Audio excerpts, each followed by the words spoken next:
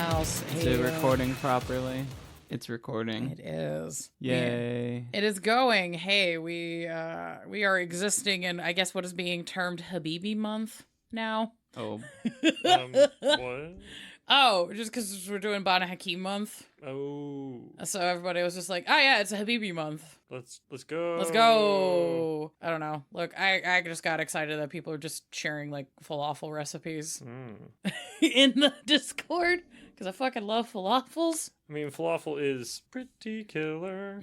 Yeah, no, it's true. I normally make it with chickpeas, but apparently you can also make them with fava beans, so I might go try that at some point and see how it is. You gonna have it with some liver? Eh.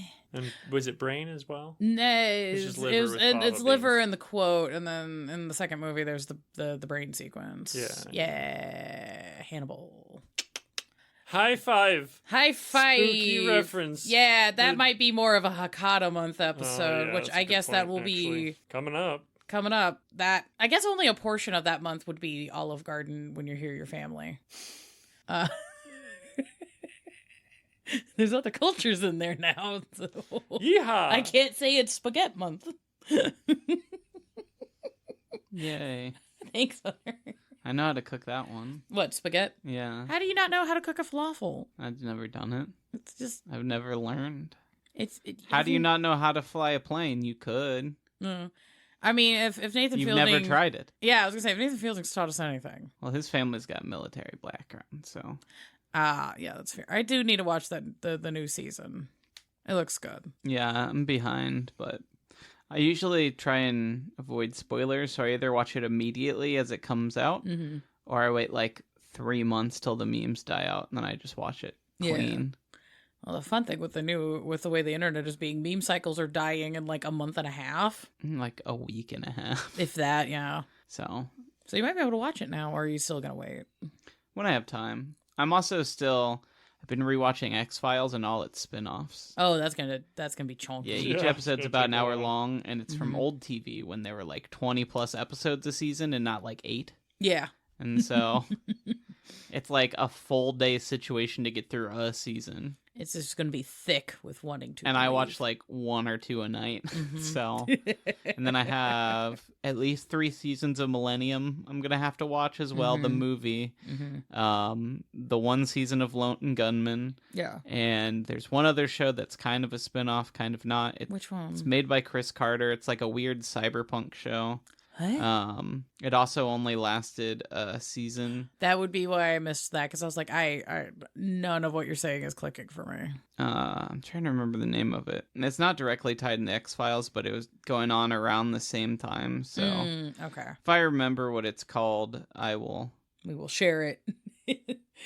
You just share the IMDb page for this fucking show in the Patreon chat. Yeah. No context. Harsh Realm. That's what it was called. Yeah, I fucking nothing in the brain pan. It's about humans trapped in a VR simulation. So it definitely fits in the X-Files universe, but it doesn't directly tie into any of the other shows like all his other shows did. Okay. Because, like, the other 2 got canceled, and so he wanted to finish the story, so he just made, like, full episodes of the X-Files, just the final episodes of both those series. So there's, like, at least 2, if not 4, because he also introduced the series on the show. So there's, like, 4 episodes of the X-Files that barely make, like, any sense unless you watch these full spin-off series. Because he's like, fuck it, they let me do whatever I want, this show's successful. So right now, this show is just Millennium again. Fuck you. Love it. Hell yeah. Speaking of shows, hi and welcome to Blank Bodies, a Vampire the Masquerade V5 tabletop and horror podcast. We're like, yeah, let's just get into this yaps for 4 minutes. But that makes sense for us. But I'm Hunter, and I'm here with John. This is Sarah. Hi. Hello. Welcome to Banu Haqim Deep Dive Month. Part fucking 50. No, it's only part 3. It's only part 3. Why are you rolling your eyes? It's dense. Habibi would never. How dare you? Dense. It is dense. It's something's thick. Bumping on the mic. Who's bumping on that mic? Hold on. It's someone's mic stand close to the table. I want to put a skipper.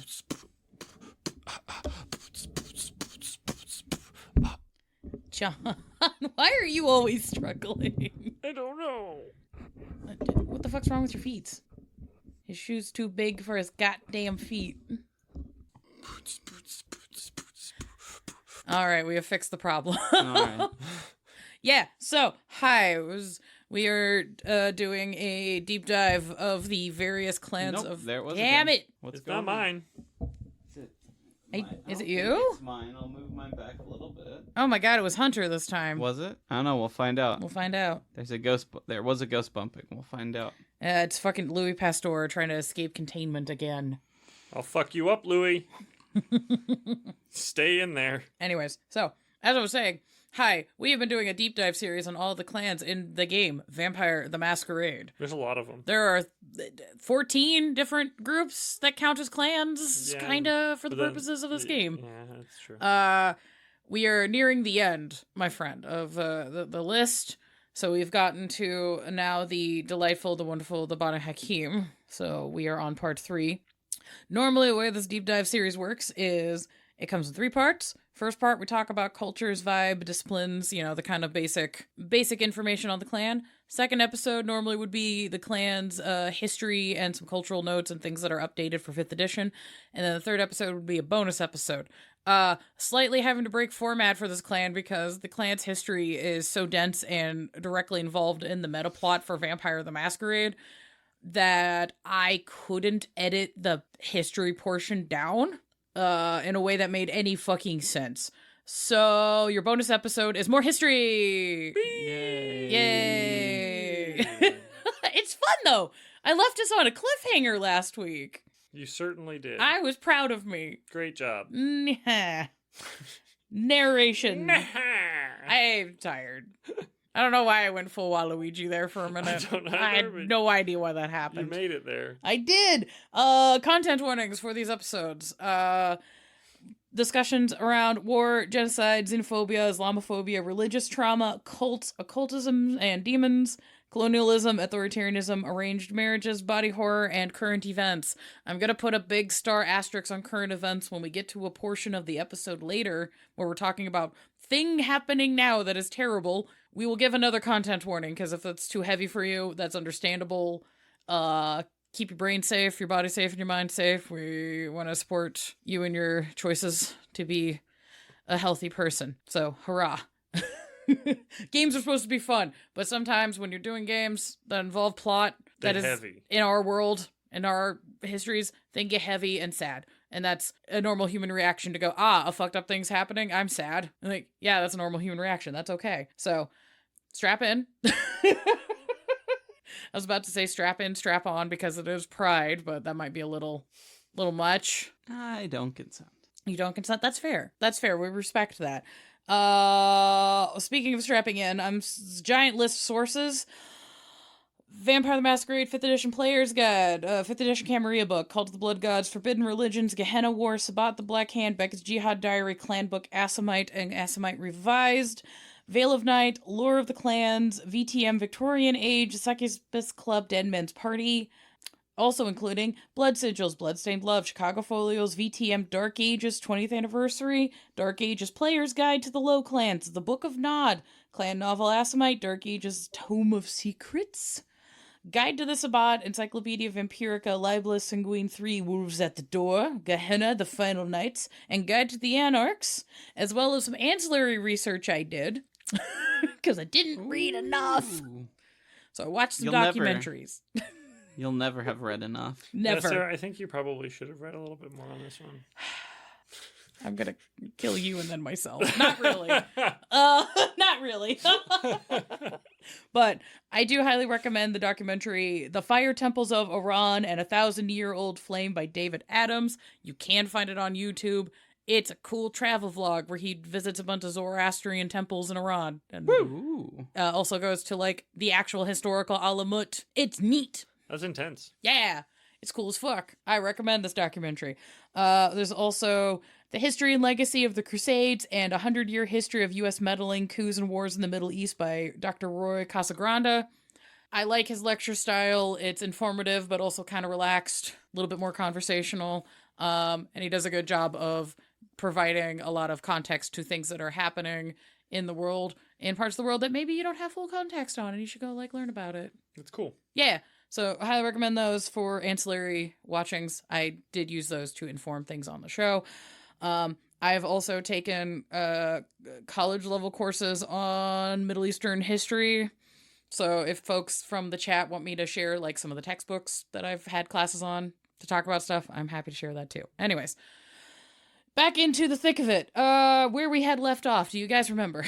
No. It was a dense episode. Yeah, so we left off with the Anarch revolts and the Banu Haqim being like, shit dog, it's time to fuck things up. Because people have been in my house fucking things up because of the Crusades and the Roman Empire and stuff for centuries. And we're tired of the shit. So we're gonna We're gonna go support the Anarchs and train them to do a military, as well as just, murder a bunch of people. I mean, I guess you gotta get it sometimes. Sometimes you gotta get it. And by it, I mean a lot of life. A lot of diableries were had. And Etrius, the Tremere, you remember from the Tremere episodes where I talked about the toxic thruple that is the base of the pyramid? Yes. Or the top of the pyramid. Yeah. So Etrius. Kind of both, I guess. Yeah, kind of weird. I keep calling him a bear. He looks like a bear in all the illustrations, but he's very like, Daddy, pay attention to me, please. And Tremere's like, yes, of course. And then just keeps, fucking with Goratrix the twink. Because twinks are always problematic. Calling all you twinks out there, I guess. Am I wrong? Look, as a consummate twink wrangler, I am absolutely allowed to say this. It's fine. It's pride. John, I'm allowed to say these things. I can call out my own community. But anyways, so Etrius had done the propaganda and had convinced all of those clans who would become part of the Camarilla to be like, hey, yo, the problem with the Anarch revolts is really actually these Assamites who keep doing these assassinations. They're terrible. None of them are good. Time to blood hunt an entire clan into extinction. Rude. Yeah, so that's where we left off. Okay. Which obviously was not liked or... it seems like every time the Camarilla is like, this one clan here, we should probably just get rid of them. It ends up being really like bad for them in the long run. Yeah. It's weird. It's almost like simplifying political issues to being a simple us versus them narrative is almost always bad. Yeah. Huh. Commentary. Weird. Weird. So, we're going to pick back up with the Convention of Thorns as well as the Treaty of Tyre. I'm going to be honest, we are going to do a deep dive on the Convention of Thorns at some point. It is on our roster of things. I kind of wanted to wait until we got through the clan deep dive episodes before we started getting into deep dives on specific events in the canon. But there's a bunch of really cool shit that there's a bunch of like books and literature for that you can pull plot hooks from for your games. So, hell yeah. So I'm gonna, if I don't cover every single little fucking detail on this whole situation, I apologize. We are trying to save that for a different episode. Please don't actually me. Let's go. I know you didn't read. Don't. I've been reading all kinds of stuff. Mostly things about psychics. That's partial. I got this cool book about probably morally unacceptable studies Harvard did in the 50s. Oh. On psionic abilities. So that's cool. You were just prepping for mage. And my own projects. Yes, that's true. My own personal religious belief should not be put in question in a public space, though. So can we please move on? Yes, fair enough. So, in terms of the Convention of Thorns, the Banu Haqim were never considered for the Camarilla. Didn't even think about it. The Ministry got an invite. Wild. Yeah. So, at least from what I could find in the text... Oh, go ahead. To be fair, at one point, wasn't their whole thing, let's get rid of all non-Banu Haqim? Yeah, they're, like, literally in this time period right now. So yes. It kind of makes them hard to be invited to the group of all non-Banu Haqim.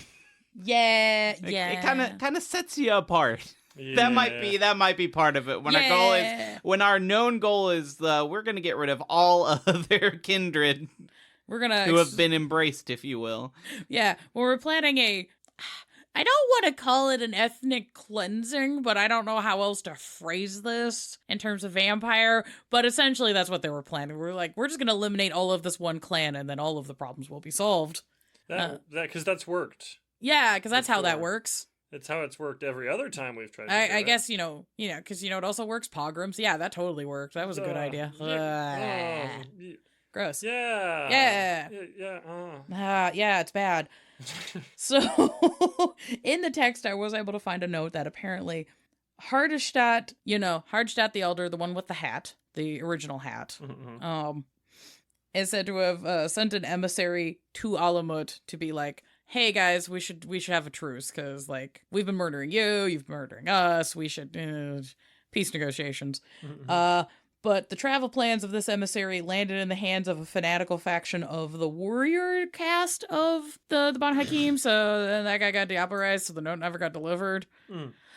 Whoops. But it's kind of hinted that Hardestadt kind of knew that was going to happen. So he was just doing the due diligence of, like, I sent a letter, obviously. It's not my fault they didn't pick it up.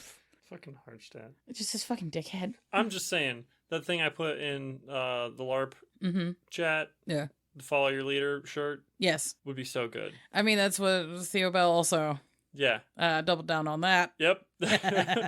Honey. I shouldn't giggle at that every time, but it's very just funny. So funny. One of the Convention of Thorns' major issues was whether or not the Banu Haqim should be allowed to be an independent, like, faction, or brought under the heel and boot of the Camarilla. This is something that they were discussing amongst themselves with no Banu Haqim presence. Kind of gross. Kind of gross. It was decided that basically due to do both of these options, they just went, why not both? Like the little girl in the Mexican food commercial, just why not both? So they brought the Banu Haqim under kind of their yoke by using this curse from the clan Tremere, and also was kind of how the Tremere were able to, like, get themselves accepted as a full clan by being like, look, I can do a big boy activity. And then, Camarilla went, I mean, I guess he can. All right, you're allowed in. But yeah, so it's like the way it kind of worked out was like, okay, the Banu Haqim are going to be over there, but they're also going to be under our boot because of this stupid fucking curse that we're going to put on them. And for those who are not aware, the curse of the Banu Haqim had was it's kind of the Uno reverse of the noxious blood flaw that now exists in V5. So their blood, so they could not ingest vampire vitae, otherwise they would take ag damage. Because according to the Camarilla, all Banu Haqim were psychotic diablerists. Right. So they're like, we'll stop them from doing their favorite activity. And most of the clans like, we don't even do that. We'd really prefer not to. Yeah. But then there was the faction of the warrior caste who got the demon curse that are just like, damn it, that was my favorite activity. Shakes fist. That was my thing. Damn it. Yeah, so it's one of those like, it's like, taking a problematic faction of one portion of society and labeling the whole of that society as actually bad, in fact. Weird. Anyways. It also kind of makes sense how they came to that conclusion, though. As we talked about last week, most of these people had only ever interacted with the warrior caste because everyone else was kind of just busy in their own towers or houses doing their own thing. Yeah, they're just back in fucking Damascus or wherever the fuck, just being like, look, I have my hobby. I have my bionicles. I'm over here. I'm on the bench. And be like, well, the only American I've ever met is a soldier. Yeah. In a foreign country. Yeah. There's a reason other countries feel about us the way they do. Yeah. And then the other side of it's like they haven't seen a U.S. soldier. They've seen a fucking American tourist. And being an American who's been in other countries and seen other American tourists, like, I get why you're mad at us. Because they fucking suck. Yeah. But anyways...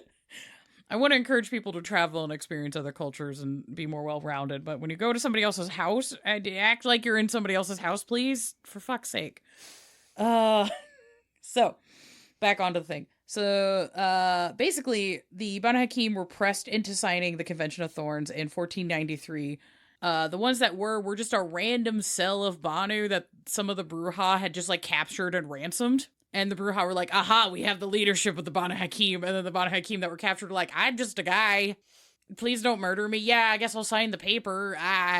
It's like if you kidnap your Little Caesars delivery driver and be like, all right, I have your manager. We have some demands about your pricing. I, in fact, have the Little Caesar. And it's just like, nah, it's just some teenager that's like, guys, I just wanted to deliver pizza. I actually don't know if I think I They picked do. They do deliver? Yeah, Okay, I was about to say, did I pick the one pizza place that doesn't deliver? No, they do deliver. I recently downloaded the Little Caesars app because I wanted to order. Sometimes you just need a cheap ass little pizza. Yeah. Sometimes you just need a little $7 pizza. So, but the app has a thing where you can order ahead and go like just pick up your pizza. But that app was the reason I found out that apparently, yeah, Little Caesars does do delivery, which I was like, what? That's kind of wild. I did not. That's crazy, dog. Yeah. But I feel like I'd be end up paying as much for delivery fees as I would be for the fucking pizza at that rate. I don't know. I didn't look at it. But, you know, sometimes I'm like, I want to go pick up food, but I also don't want to talk to nobody because I'm tired. Yeah. So order ahead. Anyways, yeah. So, but because of the way this convention was signed by the Banu Haqim that were kidnapped, essentially, and forced to sign it, the rest of the clan went, we're not taking this seriously. Are you insane? We didn't sign this. You just made some random guys sign a contract on our behalf. That's crazy. No, we just reject it. Fair. Which is the most valid response to all of that. So what ends up happening is a few years later, there's a proper treaty signed in a couple of years. Oh, I got my dates fucked up. Okay, so the convention was signed a few years before 1493. 1493 is when the Treaty of Tyre is signed. That's the one I'm going to talk about a little bit more because this ends up setting up a lot of the precedents of the conflicts between the Banu Haqim and the Camarilla for the next several centuries. So, hooray! Let's go! But on top of just wanting to have a peace agreement, there was also a paranoia because apparently right before the Treaty of Tyre was signed, a random lone Nosferatu was wandering the mountains a little too close to Alamut. But he was delirious and out of it, so nobody was sure if he was trying to get to Alamut and got fucked up by weird magic shit, or if he just got lost in the desert and just happened to stumble his way towards the mountain. Oh. But he found his way there. But he got close enough that he got snatched, and they were like, okay, if this guy that got that close, the Camarilla might actually be a threat to us now. Okay, we gotta... Fuck. Damn it. This one guy just had a really bad road trip and then changed world history, which is very funny. So unfortunately, though, the terms of the treaty was so disliked that the eldest at that time, after the Treaty of Tyre was signed, he was voted out by the Duat Council, and then the former eldest committed ritual suicide. Damn. Yeah. He fucked up. Yeah. He must have really thought people were going to be like, man, he cooked with that treaty. Oh, yeah. He thought that he's like, yeah, I cooked. Everything's good. We got all of our problems solved. And then just the entire clan was so pissed. He was just like, I guess I'm done now. All right, shit. Which I weirdly appreciate that level of commitment. Yeah, I guess if you're going to be a politician, own it. Yeah, it's like, all right, he fucked up. I'm not going to say anything because I'm going to get arrested. I'm so sorry, guys. But that becomes important because the next eldest is our boy, the Caliph, Jamal. You know, the guy they sent to go fight Dracula for 100 years and came back and went, fuck, Dracula got hands. So many. You got so many hands. Yeah, so Jamal is, by the point of the early 1500s, is now the eldest and in charge of the Banu Haqim. Put a pin in that. It comes back later. So the weird thing about the Treaty of Tyre is since it happened after the Convention of Thorns, there's a lot of Camarilla vampires who will not acknowledge the Treaty of Tyre, and they'll lean on what was signed in the Convention of Thorns instead. Interesting. Which is goofy, because it is noted that the original copy of the treaty is held at Alamut, as well as copies, like original copies of the treaty, one for each of the clans of the Camarilla, was sent to the head of each of the clans. So they all have documentation, I would assume in triplicate, because it's the Banu Haqim. Right. So it's like, you guys have the notes. I don't know why you act like this. It's weird. But also it's, oh no, Europeans not following treaties that they sign with other peoples. What? Look at how shocked I am. I can only think of, oh fuck, I can't count that many. What? I was about to ask how many times that's happened. So many. Yeah, I was gonna try to think like, oh, how many? And then I'm just like every time. No way. All of them. Pretty much, you probably no have way. better luck finding treaties that were That we actually didn't. like, that we didn't fuck up. Yeah. But what were you going to say, Hunter? I was about to ask if we knew what the treaty actually contained, and I looked at literally the next section of the script. Yeah. I scrolled ahead. Yeah, you scrolled ahead. A centimeter. Yeah, I am including a bullet point list of the articles of the treaty attire because it's fucking ridiculous, and I think this episode might be the only time we talk about this in any seriousness, so here we go. The bullet points include the Banu Haqim must stop taking the blood of other vampires. As like payment in general? Payment or diablerie. They don't stop doing that. They're like, actually, fuck off. Fuck off. Or they are like, no, we don't do that. That's why we ask for cash. Wink. It's very funny. All of the Banu Haqim must submit to the Tremere ritual, so vampire blood is poisonous to them. They clearly don't all do that because there's the Angels of Cain. So there's that. The Banu, and there's also apparently some of the sorcerers and viziers also didn't do that in secret, but like, it's fine. Don't worry about it. The Banu Haqim shall remain on their lands and not expand into other lands or try to expand their holdings. So it's like, you stay right here in the Middle East and that's all you do. You stay there, I stay here, here's a fence. That is not maintained by the Camarilla. Shockingly. Amazing. The Banu Haqim shall keep the peace among the mortals within their lands. They try. It's like Western interference in the Middle East fucks that up a lot, and they're just like, we were chill. Why are you in my house? The Banu Haqim shall not travel outside of their lands. They don't do that. The Banu Haqim shall not have their ghouls travel outside of their lands to act in their stead. So they're like, aha, we caught that loophole, and they also don't follow that. Camarilla princes have the right to call blood hunts against any Banu within said prince's territories, even with no cause other than being Banu Haqim. Damn. That one's fucked. That's super fucked. Alamut shall be dismantled to the point of no longer being able to withstand Camarilla attacks. So they're just like, open up so we can like fuck you up real bad. Yep. Damn. Yeah, they're just like, well, we can't have you being too powerful because, you obviously can't like manage yourself. I'm guessing they didn't do that. Nah, they did destroy an Alamut and went, yeah, we did it. Thumbs up. They didn't check the back door. No, they didn't check the back door. So that might, if you want to lean into the in canon, this is why the Alamut that exists in northern Iran is all torn down because that's where the Banu Haqim were, and then they're just like, yeah, we tore it down. And they just moved Alamut elsewhere. Yeah, and then they just pushed it somewhere else. The Banu Haqim shall allow the Camarilla to verify the dismantling. Which again, they're like, yeah, see, it's done. I guess they followed those too. Yeah, you didn't say I couldn't have second Alamut. Oh. Any efforts to rebuild Alamut or any other similar fortification shall result in a worldwide blood hunt against all Banu Haqim. Oh, there it is. There it is. Yeah, they said no second Alamut, and they're like, well, if I never fully dismantle first Alamut... Then it's not a second one. Yeah, it's just I just put a blanket over it. It's not my fault you didn't look under the blanket. You proved it. You sent a guy over. You sent a contractor over to confirm I did the things, and your contractor signed it. That's on you at this point. The Camarilla will stop all actions against the Banu without sanctions from the inner circle. They do not do that. So what, like from the Sabbat? Like, yeah, the Camarilla is supposed to stop doing expansions on the Banu Haqim territory or like acting against them anyway. They're supposed to just leave the Banu. They're not supposed to stop other people's actions. They're supposed to stop their actions. Their own actions, yeah. Okay. Yeah, so they're just like, hey, so in exchange for the Banu Haqim doing all these concessions, the Camarilla agrees to like stop fucking with the Banu Haqim in turn. That doesn't happen. Members of the Camarilla agree to no longer employ the Banu Haqim as assassins. Those violating this shall be subject to a blood hunt. So that's why it's like a big deal to be hiring a Banu Haqim if you're somebody in the Camarilla for a long time. They do it all the fucking time. But it has to be like the super secret hush hush. Like, because technically, if you get caught doing that, you also get fucked.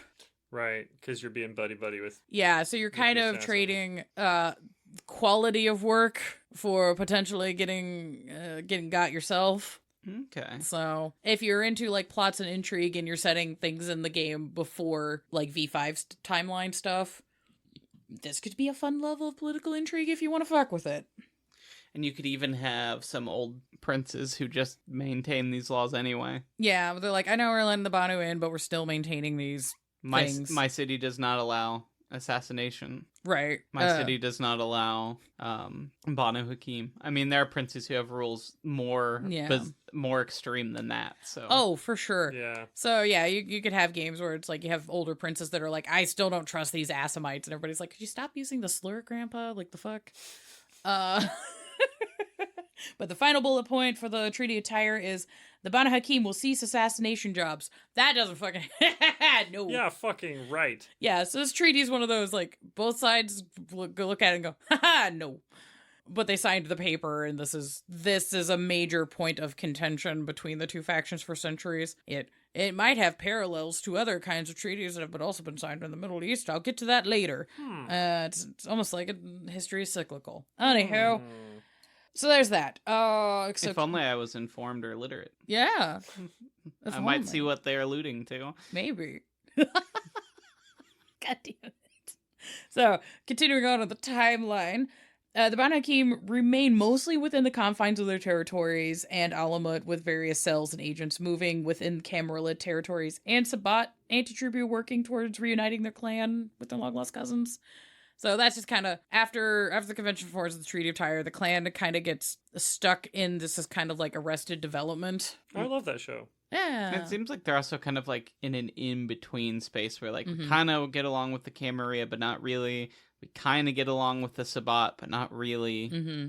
Like that, they're one of the only ones I've heard where even their anti-tribute are like, we can figure this out, right? Yeah. We can all get along. They're They're weirdly the chillest of all the clans. Yeah. By far. Like, no other anti-tribute is actually like, they're actually not that bad. We just don't see eye to eye on a couple things. I think we could work it out. Mm-hmm. Like, some of them are like that. Some of them get really lost in the paint, and they're just like, I'm here to kill God. And you're like, oh, you got a little excited, didn't you? Okay, Yeah. buddy. Usually being anti-tribute and not just a Sabbat member, though, is pretty specifically like... Yeah. And, like, if you dig into, like, the Sabbat lore, a lot of the structure and the backbone of, like, the actual logistics of the Sabbat were done by the Banu Haqim. No. So they're also kind of like the last, what's a good way to put it? One of the last ones to come around, and they're like, all right, you can hang out, I guess, but...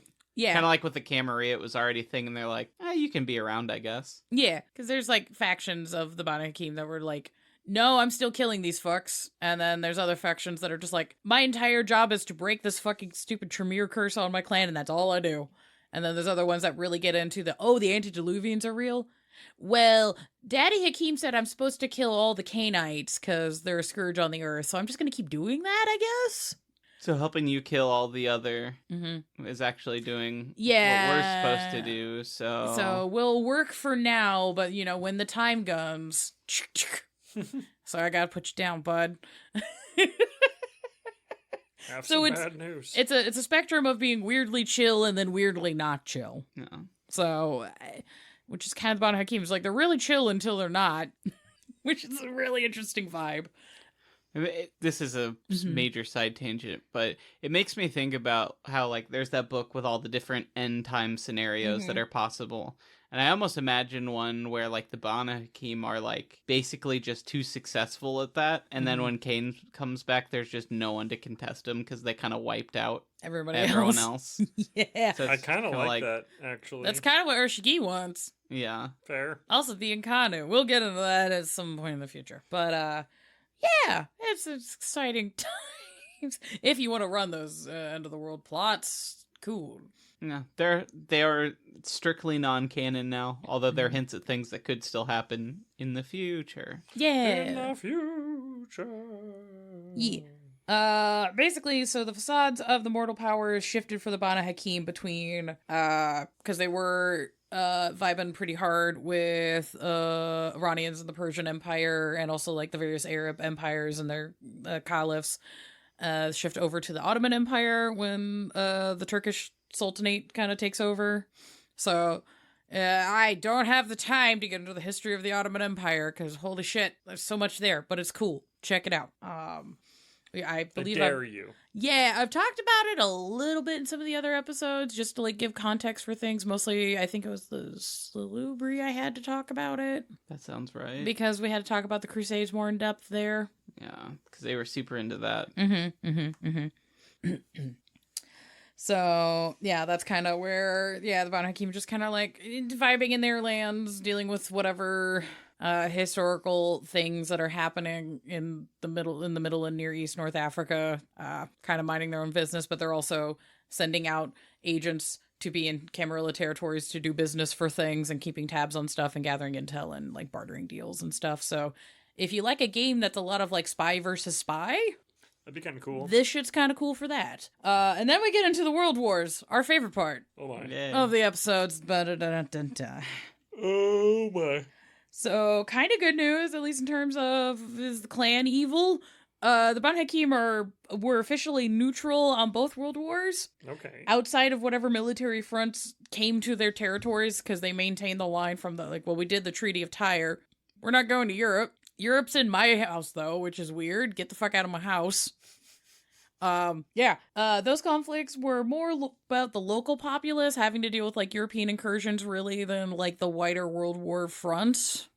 And if you're into, military history stuff, there are a bunch of resources for World War I and World War II within these regions. It's very complicated. I couldn't do it justice within this episode. I'm so sorry. It would have to be its own thing for each of them. For like, just for this part of the world. Oh yeah, because it's like this part of the world covers several different countries with several different cultural contexts that have different kinds of alliances and. But this was just kind of generally the clan was like, I'm not getting involved. Why are you in my house? Get the fuck out of here. Please leave. And you get into the complications involved with the various European powers coming into the Middle East and striking deals with different countries and cultural groups to try and get ahead of each other. So there's like some proxy war stuff as well as some like colonialism nonsense. It's a whole thing. But what I found was interesting is the verbiage around the world wars, which is the Banu Hakim kind of viewed the First World War as a vizier's war due to the amount of like politicking that kind of happened around the First World War, which a lot of that's fucking insane if you get a chance to look at it. It's like just a Rube Goldbergian machine of this country has this treaty with this one and then this agreement. So if you kick that one, then this guy goes off and then therefore this guy jumps into the war and So I understand how they got there. A lot of the Banu Hakim rule World War II as the Warriors' War, because there was a lot more engagement of the Banu Hakim in World War II because there was the whole front with, like, you know, the Nazis and the Italians invading North Africa and into Egypt and getting into the Middle East. So that was a lot more physically confrontational for them. And then there's kind of a rumor that when World War III happens, it's going to be termed as the Sorcerer's War. That's not gonna be pleasant. No, it's not. It's very ominous. Like, the way they laid out in the book is like, oh, that's cool. Oh, that's terrifying. Yeah, I mean, like, sorcerers are cool. Yeah, the sorcerer cast is really cool. They're kind of intense. Also, part of that cast is very not cool. Yeah. Which we might get expansions on when Tattered Facade comes out. I don't know, but there's also a lot of things where you're going, oh, this is bad. This is bad. So, within the 20th century, that was a particularly rough time for the Banu Hakim. I wonder why. Can't imagine why. I'm going to gesture at the several brutal wars, invasions, and conflicts that have happened in various parts of Africa, the Middle East, and Central Asia over the 20th century. It's a wide swath of the planet. I can't cover any of that with any kind of a justice in this episode. Please go read and research this. It's almost like the conflicts in this part of the world have a big impact on, like, things that are happening in terms of the U.S. and things that we have fucked with, and it's all interconnected. Yay, globalism. Yeah! But I do want to highlight what is the one of the pivotal what the fuck, and is kind of a nexus point of all of the fuckery that we are dealing with in terms of geopolitics, which is the Sykes-Picot Agreement. I can't get into every nuance of this. There's tons of documentaries about it. Please go look it up. But to give a kind of like a bullet point on the Sykes-Picot Agreement, basically, this was a secret treaty that was spearheaded by the British and the French governments during World War I, and it was set to divide the territories of the Ottoman Empire amongst the two of them completely ignoring any earlier alliances or agreements they had made with the local populaces, as well as like the demographic layouts of the people in those areas. They literally just draw a line in the literal sand and went above here France owned, below here Britain owns. Oh, okay. It's psychotic. It makes no fucking sense outside of some weird European nonsense of like, I like straight lines. We fucking love a straight line. I don't know why we're like this. Like, the earth round. Fuck it. Straight line. Fuck you. All right, then. There's several villages in the way of your line. Fuck it. Line go. We're doing this. This half village, this. Yeah. This half village, that. Yeah, because there was like treaties with the British, with Arabs and other groups being like, if you help us out in World War I, we're gonna help facilitate you toppling the Ottoman Turks so you can get the control of your land back totally. And then they have this secret other agreement where they're like, we're totally not gonna do that. We're just gonna do our own thing because we don't trust these people to run things on their own. Look how uncivilized they are. And I'm just like, bitch, you only learned about washing your hands 20 years ago. What do you mean? What do you mean? Dog, that's a wild take. Listen. Mm-hmm. Soap smells like a woman. You say this? That was some of the counter arguments to like washing hands and germ theory back in the day. It's crazy. Wild. Like, anytime people now are just like, people are crazy these days because of the internet and stuff. I'm like, bro, go look at some of the counter arguments in the 1800s to just general things we take for granted now. Yeah. Like, dog. They'd be wild. Dog, people have been crazy forever. It's not new. We just do it faster. While Western media may fixate on the poverty, war, and various extremist groups within this very wide region of the planet, there has been a vast consolidation of wealth, scientific knowledge, and cultural moments, and small family joys. I want to reemphasize while I am kind of glazing over a lot of very nuanced and complicated history over the 20th century in Africa, the Near East, and Central Asia, where the Banu Haqim kind of hang out. I'm not doing it because it's too big. I can't do it here. I'm in a silly clown car with a bat on it. Yo, bro, chill with all the glazing. Yeah, sorry, man. It's just, I'm trying to not do the thing that I have spent episodes bitching about. The glazing is crazy. The glazing is crazy, dog. Glazing is crazy. But yeah, so just wanted to reiterate, people live in these places and they have normal fucking lives as well as normal life complaints. Yeah, that makes sense. So, because there's a lot of media where it's like, hey, this is terrorists, or it's like, oh, it's just a random person that just you just do horses and you're just like this weird tribal person that lives on the flats of Central Asia. And horses are cool. yeah. While I do enjoy the satire within things like Borat, part of the satire for that is leaning on the stereotypes people have about those cultural groups and things like that. The problem with his entire career is that people kind of missed where the satire was, and it just pushed him to be actually racist. Yeah.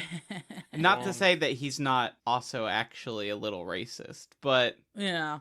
But there's also a lot of, he's trying to point out a thing, and you guys are just like, haha, it's funny because he's making fun of them. And you're like, no, that's not. Oh, God damn it. Okay. You were almost so close. You were almost so close.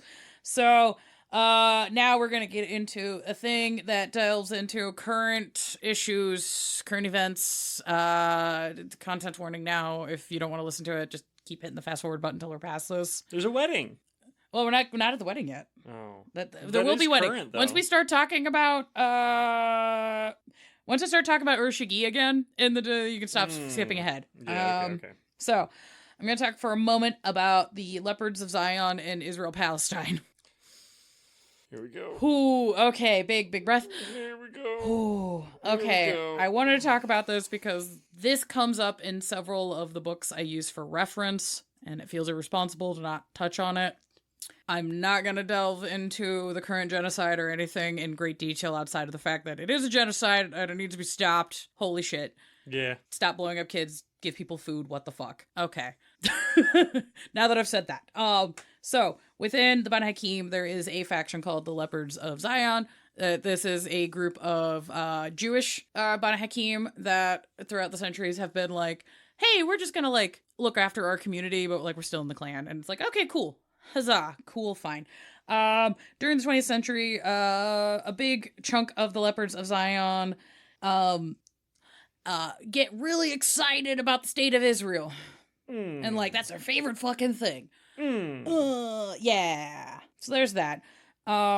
With the Nakba and the formation of Israel in the late 1940s, that causes a lot of tension between the Banu that are in the Leopards of Zion as well as like Palestinian Banu, because they're like, I was here, what the fuck? Why are you like this, bro? Like we've been chill for centuries, like we've been homies. Why are we not homies? What is happening? Can we not? I understand you're having a trauma response because of the Holocaust, like that's valid, but like this is not healthy or a way you should be handling this. Like that's crazy, dog. This is bananas. This is coconuts. But I do want to give the text credit because I do dog on old Wad for having wild takes on shit. I'm gonna give him credit for writing books in the early aughts that even mentioned issues with Israel-Palestine in the text, and at least in the text had the grace to write like the Jewish characters as not being a monolith. Because even within the Leopards of Zion, it's canonically written that not all of the Leopards of Zion are pro-Israel. And there's a lot of debate within the community itself on, like, should there be a two-state solution? Should there not be? Should we even be doing this? Is the way it's being done appropriate or not? There's some that are very against it, which mirrors the way the Jewish community is broadly, because shockingly, the Jews are not a monolith, and anybody who says that is probably doing an anti-Semitism. So... Not yay! Not yay, but yay! So I wanted to give a cookie point to Old Wad for talking about this in a big tent published game system and actually handling it with any form of grace. Nice. So I was like, hell yeah, cool. In regards to this conflict, as of books from the early aughts, it is written that the Banu Haqim as a larger clan have just kind of stayed out. They're like, we're gonna let them figure it out. Yeah. Honestly, for the best, especially long-term, Yeah. running games, I think it's nice to be able to say, oh, yeah, the vampire clan has nothing to do with that, so we don't have to... Yeah. We don't have to pretend like vampires caused Israel or whatever. Yeah. Like, we can just move past all of that. Vampires caused the Nakba. Yeah, that would be a crazy take. That's about as bad as, so Hitler's a vampire. Crazy. And I'm like, no, don't do that. Don't do that. I think it is fine and fair to talk about political things and using games as like catharsis or as a way to like work through the moral quandaries of like current events. Mm-hmm. That's fine. But sometimes when you gamify things, you simplify shit too much and you lose all the nuance and it gets really weird, but like not in a fun pulpy way, but in a yikes pulpy way. No. So, you know. Even a really mature group could use vampires as a metaphor for state leaders who've created this situation. But, I mean, it's written in a way that most players don't have to. Like, no one's going to read a book and go, okay, I guess my character has to be a pro-Israel Zionist. Yeah! Or I can't be in this clan. Or essentializing... the rest of the Banu Haqim that are not Leopards of Zionists is like Hamas. Yeah. Where I'm like, this whole conflict, portions of this do have a lot of nuance, other portions do not. We're not a political podcast outside of the fact that gaming and storytelling is political and we're acknowledging that. But please handle these things responsibly at your table. And also, if you got a couple of bucks, could you donate to some relief efforts to like help your fellow humans not fucking starve to death, please? Cool, thank you. Yeah. Yeah. It's a great idea, actually. Yeah. You know what? Go to a Palestinian restaurant. Ooh. Fuck yeah. Anyways, Earl Shaggy, it's safe now. We're back to the silly plots. Yay. Ayo, silly plot. We're back to the silly plot. I mean... did we skip a section? No. The majority of the Banu have no regard for... Oh, yeah. Sorry. No. Yeah, I did talk about so... Oh, okay, cool. Yeah. We just didn't... Yeah, that's from Lore of the Clans, page 23, where the Banu don't really care, if you want to read more about that. Yeah. Yeah, sorry about that. Maybe not that they don't care, but they don't get involved. Yeah, they're just kind of like, nope, too spicy. Gonna not. Y'all handle that. Let us know when we're done. So, yay, silly time, but it's also not silly. Earl Shaggy, woke the fuck up. It's Earl Shaggy, so it's not going to be that silly. But... No. I don't think that man probably has much of a sense of humor. No. no. Like, I don't think there's any laughing with him. It's usually a little, haha, you're dead now. Yeah, yeah. You said what? Oh, okay, death. Whoops. I really like this guy as a complex villain. I think that's great. It's fantastic. It's also terrifying the more you read about this character and you go, oh no. Oh no. It's kind of like with Zapathasura with the Ravnos, where you're just like, oh yeah, the Antediluvian woke up. Oh no. The Antediluvian woke up. What does that mean? Oh, that entity is so powerful. It's basically a god. That's what that means, huh? Oh no. He became an eldritch abomination. Good, you know what? Good for her. Good for her. Get it, Yeah. I suppose. So, as Oshigi began to stir, because apparently waking up from torpor when you're that old takes a minute. You know, when you get old, your bones are creaky and whatnot. Oshigi spoke to members of the Banu Haqim through their dreams, sharing prophecies of the Black Shepherd coming to purge the eagle's nest of heretics. So you can have fun with that in the plot of just Banu Haqim getting weird prophecy dreams from Oshigi just going up in the brain going, hi. Hello, child. That seems like a major plot if you're going to put that in your game, but... Yeah, it is, but You it's could. also like, spooky. Or you could just have it happen once or twice and then never touch again. on it again. Yeah, just really fuck with your players. Just shake them and go like, jump scare Oshigi and then never do it again. Oh no, I would be so upset. Something's happening a long ways away, and you kind of know about it. Are you interested? No? All right, we're moving on. Yeah. Are you interested? You're so far away. Too bad. You want to go to the Middle East? All right, well, we'll focus on our other plot then. Right, you want to write a new character and then come back? Okay. So, as of 1998, yes, we actually got a date on this one. So it's right before the Week of Nightmares, which is also concerning, because it's like, buddy, did you do something? Well, I read the next sentence, so it seems like it may be. Yeah. So I didn't do anything. the long torpid antediluvian woke up. So here's the thing. It's really fucking annoying in the text because it says antediluvians are any vampires that exist before the flood. That's what fucking antediluvian means. Okay. But in the text, they will also flip to say the antediluvians are just the clan founders. So and the first or second gen, technically. the third gen. Oh, yeah. Yeah. Or the clan founders, and therefore anybody else would be counted as a Methuselah. And I'm like, that's not quite what you said. The language is a little flippant. Yeah. I'm guessing that I would read that as even vampires are a little flippant about it, but... Yes, that's fair. I'm calling Uroshigi an antediluvian because they were around before the flood, which should make this more terrifying. Yeah. It's like, he's not even dad. He's doing all this shit. You think if Dad came back and was like, hey, Earl Shaggy, Stop it. stop it, do you think he'd listen? I don't know. I would hope so. I'd pay to see that fight. I would also pay to see that fight. I mean, would if you probably die in the process of if seeing you it. wanna run that fight at your table, dog, go for it. So when Uroshigi woke up, he judged his clan and all other vampires as unworthy and needing to be purged to reinstate the laws of Hakim. I mean, that's not really what you want to hear. Yeah, I've joked that Uroshigi woke up because of 1998. He watched like 20 minutes of MTV and just went, all right, I got board wipe. Fuck this. So, the first martyr of this conflict within the clan is the last eldest of the clan, Jamal. Our boy comes back. It's Get not. it, buddy. Oh, buddy, it's a bad time. So, Jamal, who was a very devout Muslim, refused to renounce his faith. So, Uroshigi decided to send him to meet his young god. Oh.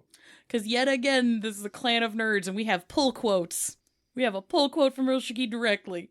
Terrifying. That's also a banger of a line. Yeah. I'm going to send you back to your young god. I'm like, oh no. Yeah. Also, him being the last eldest, I feel like, is a bit of an important note there. Yes. Yes, it is. So, Uroshigi did not just kill Jamal. No. That would be too fucking easy. So he had Jamal staked and set upon the black throne of Alamut for a month before draining his blood into some sort of clay vessel. Man was a warning sign for like a month. Yeah. Before becoming a spell component. He has spell component. Yeah, That's so funny. R.I.P. Jamal. So So if you want to have that as a note of import to your Banu Haqim character that is not part of the Shepherds of Oshagi, as just like fucking man, our boy Jamal, damn. And you could also share that as a scary story in character. Like, did you guys hear what happened to this man? He'd be gone. He'd be gone. But he also refused to give up his faith. So if you're somebody likes a story that involves, dying for your ideals, this is also a good touch point. Anywho, Neat. while Urshiki refuses the title of eldest, many within the clan view him as such, because technically he is physically the oldest. But he doesn't refer to himself as the eldest. He's just like, no, the eldest is Hakim, and I am getting the house cleaned up for Dad to come home. Which is crazy, dog. Yeah, because, maybe homie is complicated. Yes. Because I don't think Hakim would be down for No. him doing what he's doing. But he is kind of following what Hakim said, right? Like, vampires should not be killing and eating people. Well, everybody's doing it. And y'all are failing at at stopping them. Mm-hmm. Yeah, the thing is, like, Urshigi seems to take real serious umbrage with people having faiths. Mm-hmm. Which is not something that Hakim worried about, did he? I forget. No. I didn't think so. It didn't come up. I mean, maybe it's a shade of him that we never saw, but as far as I can tell, no. No. I didn't think so either. Nah, it's, at least in the canon, we have documentation that Hakim hung out with people that didn't have the same belief systems as him and was chill. Right. So, Why yeah. you be acting a fool? Yeah, so it might be one of those Urshigi is interpreting people having faith as putting those faith's laws above the laws of Hakim. Right. And Which he's like, no, that's not what Bad. Dad said. no. Me. Bad. Yeah. I think also it put some color on it when he said, I will send you to see your young god. To me, it's like, no, I was around before this religion existed. It's literally made up. That's not what happened. I was there before this existed. Don't quote the scriptures at me, which I was there when it was written. Quite literally. You were letting Hakim down by devoting yourself and your time to something that is literally false. Yes. Could be his. That could be his interpretation. Yeah, There's a that lot of makes ways sense. you could run with this, but it's all very like, spooky. These shepherds of Urshigi travel across the world on their missions to spread the word of Hakim through and this basically anarchic network of independent cells. And that's part of what makes the shepherds of Urshigi kind of a gigantic problem to deal with, because they don't, unlike the main Banu Haqim, they don't have like a formal structure system and a chain of command. You just have a bunch of independent cells that are all very devoted to this ideology, and Urshigi just kind of like let them cook. So they're very similar to like the I guess just about any other like extreme side of any religion, where it's like there's a chance they might end up eating themselves. Oh yeah. Because they're like, well, you don't believe that, like, when we lick the blood that comes off this man, that I believe it tastes like cheeseburgers and you believe it tastes like hot dogs, and that's fucking unacceptable and heresy. Yeah. Okay. So death. Yeah. Yeah. Hilarious. Love it. Yeah, and they do a lot of the following the path of blood, like we talked about from earlier episodes. A lot of those ideologies as well get mixed in, and it's a lot of like, oh no. I like it for it being a actually threatening antagonistic force, as well as being one that's got a lot of decent nuance to it, because it's like vampires are monsters. They are terrible things, and having a portion of the community trying to keep itself in check is good, but like, where does that authority lie and how far do you go with that? I think can lead to really interesting narratives and stories as well. So, and this is also a gigantic part of the meta plot of the game, guys, so be ready for it. Also, big meta plot things. The Banu Haqim did not do 9/11. Yeah. Huzzah! 9/11, one of our other favorite topics. I love being a millennial. Oh. I saw that sentence in the script like a couple minutes ago. Yeah. And it took everything in my body to not immediately react to that. I'm so sorry. It is a hell of a statement. Yeah, there has been rumors in the canon and then some jokes in the community that the Banu Haqim did 9/11. But they didn't. They didn't. Canonically Canonically they did did not not. do it. There are many Western vampires that may speculate that this is true, But 9/11 was a human tragedy. It was a bad thing that people did to people. It's human. And there's also a human tragedy is what followed with the war on terror and the gigantic rise of Islamophobia that came in that wake. All of that is humans doing terrible, dumb things to each other. Yeah, as I say, it seems like there'd be a net loss for the Banu Haqim in general. Like, I don't know why that would be their big play if they were to make one. Like, it doesn't make sense to put it on them. There's some speculation in the canon that the Banu Haqim may have organized 9/11 because they were trying to kill the eldest of the Zamitzi that was living underneath the World Trade Center. Yeah! Why they would do that? I was like, okay, but what do they gain? Like, what is the point? What? It's wild. And also, blaming the vampire clan, who is predominantly Arab and Persian and Muslim and all that stuff, to be the terrorism clan. Clearly, the terrorists did the terrorism, and we are justified in preemptively striking and blowing them up. Clearly. Mm-hmm. Terror. Ladies and gentlemen, we got him. It's crazy, dog. Continuing forward. I do want to note, and this is something that is a result of 9/11, and it is a thing that touches on in the meta plot. And this does tie into some real world things. America, when we invaded Iraq, because 9/11, ? Yeah. Our military forces, we were supposed to guard some of the cultural as well as the civilian portions of, like, Baghdad, to be like, yeah, we'll keep these things safe. Actively didn't.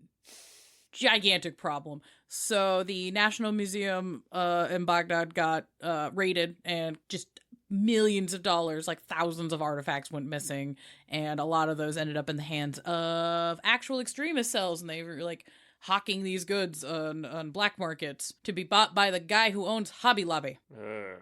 Fuck that guy. I think we talked about that in an early episode. We did. I'm tying it back. It ties back here. Just time's a flat circle.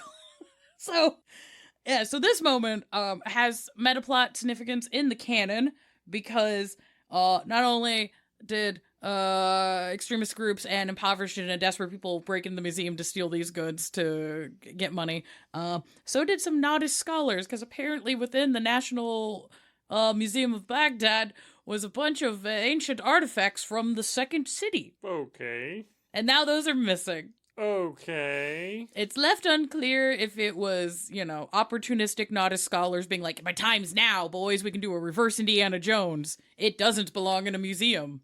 It could have been done by members of the Sabbat. It could have been shepherds of Ur-Shigi. It's left vague. It would be funny if it was just like Earl Shiggy, like, I can finally get my things back. Oh, yes, my favorite tablet. That's where I left my wallet. It's just a big rock. He's like, no, I want my favorite dice set. This is bullshit. He's a sorcerer. He's a nerd. Yeah.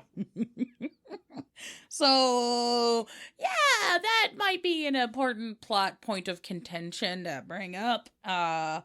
So, we also, due to all of this insanity happening, we get the slowly sliding into 5th ed. Is this kind of the in-between times? We're kind of in the in-between times. We're starting to get to where Beckett's Jihad Diary now carries us from Old WAD and 20th edition into 5th ed.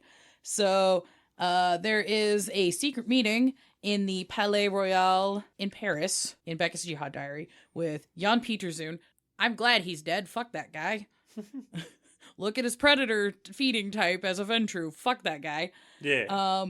Prince Francois Villon of Paris, Prince Abraham Wolf of Berlin, Justicar Ian Carfax, Justicar Diana Ayandanza, who is, I believe, for the Toreador, and others of import in the Camarilla have this big meeting with Beckett, yes, that Beckett, Fatima Al-Fakadi, and Tigurius, to start the process of having the schismatic faction of the Banu Haqim switch into the Camarilla. So this is something that has been in the works for a long time, and then gets further built up into 5th edition with some other meetings that happen. But we have a small reading from Tigurius, so woohoo.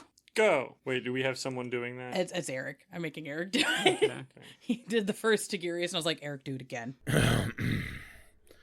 I, Tigurius, child of Anath, called goddess of war and love, grandchild of Haqim the Hunter, speak now to this council on behalf of the viziers of Clan Asamite, on behalf of the sorcerers of Clan Asamite, and on behalf of those of the warriors of Clan Asamite who reject the web of knives. Collectively, those who follow my banner make up more than 1/3 of the entire world's Asamite population. And on behalf of those followers, I hereby request sanctuary from the Camarilla and recognition for my clan as a member of your organization. Beckett's Jihad Diary, page 102. Thank you, Eric, for being too curious again. Yeah. Great job. He's so good at playing tired. That's it, just tired. Yeah. Okay. It's not playing for him. No, though. He's just tired. Werewolf Daddy is EP. Understandably so. But also, I feel it'd be understandable if Tigurius was tired, because he's also old as fuck. He's been around since Alexander the Great. That's just a couple years. He's one of the few elders that are still like kicking around, which is very interesting. Who's like, I'm not gonna go. He's like, not only am I not going, I'm leaving. Just Yeah. no, the things are bad. But so Tigurius actually goes to them and asks the Camarilla for a place in their organization. Yeah, Urshiki wakes up and causes a lot of problems. And they're like, hey, we need a place to go. Yeah, he goes, hey, this is actually bad. An antediluvian woke up. This is bad. Can we do something about this maybe, please? Yeah, I got the not crazies with me. We are totally happy to work with you and work on stuff, but like, can we come inside? Can we be in the house, please? It's bad out here, dog. It's really bad. And the camera's like, I don't know. This could be another Banu Haqim trick. Speaking of Banu Haqim tricks, the curse is broken. Yay! Finally got some good news. Good bad news. Good bad news. Okay. That's why their clan bane changes. Hooray! Well, they gotta have one. Yes. Yeah. So we have a segment here from the vision turned into a movie script that was delivered to Beckett via Prince Alexander Silverson of Birmingham, Alabama. He is a Malkavian prince who's I'm into movies, see? And he does all of his Malkavian visions through movie scripts. Love it. Which is super fun, because he thinks he's a movie star and or on a TV. Love it. So he gives a recount of Urshigi breaking the Tremere curse, which is cool. Also, like, what? Yeah, so I have transcribed it into the script, so I will let you boys decide who is reading the narrative things and who is going to be the voice of Urshigi. You want to be Urshigi and I can read the captions? Yes. Am I Mysterious Villain? Yes. We know who Mysterious Villain is. We do know who Mysterious Villain is. It's just at that point in spoilers for Beckett's Jihad Diary, anyways. Yeah, at that point in the script, they don't know it's Urshigi quite yet, so it's just Mysterious Villain. Okay. And then later on, they're like, yeah, it's our boy. All right. Whoops. Interior scene. Night. The scenery consists of a fairly large subterranean cavern illuminated by flickering torches. There are small recesses carved into the walls full of dozens and dozens of black clay pots. One recess is conspicuously empty. Aside from background music, which should be appropriately creepy, the only sound is an adult male voice, obviously frightened and somewhat hysterically muttering Allahu Akbar, over and over again. Camera pans across to reveal the speaker as an old man, Hassan, in Arabic dress, on his knees in front of a clay pot that is light gray instead of black. As the camera focuses on Hassan, a dark figure, the mysterious villain, moves behind him and then around so that a shadow falls over the wounded man. Caption: the secret lair of mysterious villain, somewhere in Jordan. In an intelligible language with English subtitles. Your faith is commendable, Hassan, even if it is misplaced. You have chosen martyrdom, and so you shall have it. Hassan's voice rises in mounting terror, only to turn into a scream as some invisible force seizes control of his body, jerking his head backwards and stretching his arms out to the point they almost dislocate. The sound of breaking bones can be heard. I commend your soul to Allah. If your God exists to receive it, your blood, however, is mine. Suddenly, Hassan's head jerks forward and begins vomiting blood into the clay pot, while a mysterious villain laughs cruelly. As the vomiting continues, the pot slowly turns black. After about 15 seconds of this, Hassan's emaciated corpse falls over and quickly dissolves into dust, which blows away along with his clothes in a mysterious wind that picks up out of nowhere. Mysterious villain picks up the now blackened pot and places it in the last recess before returning to the center of the room. Now, let us see what these trembling wizards are made of. Camera resets to show mysterious villain from behind as he throws off his robes to reveal himself. In build, he looks like a young man, perhaps a teenager, but his skin is marked with orange-red veins the color of lava, which give off a light that pulses in time with the music. The musical score now increases in intensity from prior creepy music to the full-on Damien on a rampage. Frightening. An occult incantation in an unknown language, no subtitles, only the following words are intelligible. Hakim, Tremere, Moloch, Shaitan? Shaitan. Thank you. Shaitan and Earl Shagi. As the incantation progresses, all the black pots begin to shatter, with the vitae contained in them flying through the air around mysterious villain to form a massive blood vortex. As the sound and fury reaches its apex, mysterious villain's incantation ends and he begins laughing maniacally.